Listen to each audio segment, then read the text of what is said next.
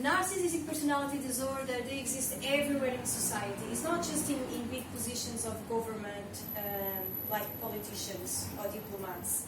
They can be in corporations, in really high top level, like CEOs. But unfortunately, they can also be inside of our houses and just be part of our friends and neighborhood. And one of the main things, they are love bombing. That is a big fake mask. They tell you everything that you would like to listen.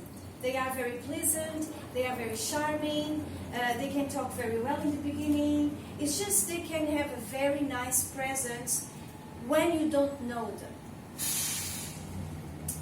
They are very self-centered. They have a tendency to tell a lot of stories about themselves.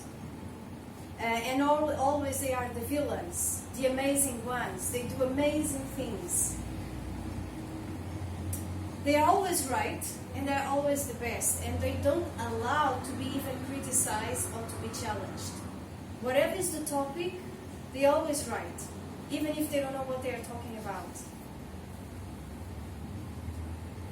When they feel confronted or they feel challenged, they use tactics as blaming, accusing the other person, intimidate others, shaming, name-calling, etc. And they have the tendency, they have the need to control the environment, to control the dynamic, to control the teamwork, to control what everyone is doing. So they give them a sense of security and stable presence. And normally they can have a lot of nonsense conversation. It's like with these people you can't have like a deep, direct, open conversation. They can be talking for hours about nonsense, things with no meaning. You are finding someone already? Yeah. Yeah.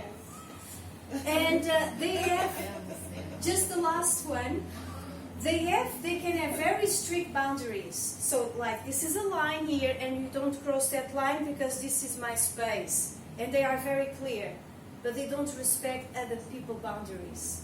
They can be very evasive, introductive. They can jump on you or stopping you when you are talking, interrupting you. And they know they can cross the boundary. They know that. They are doing it intentionally.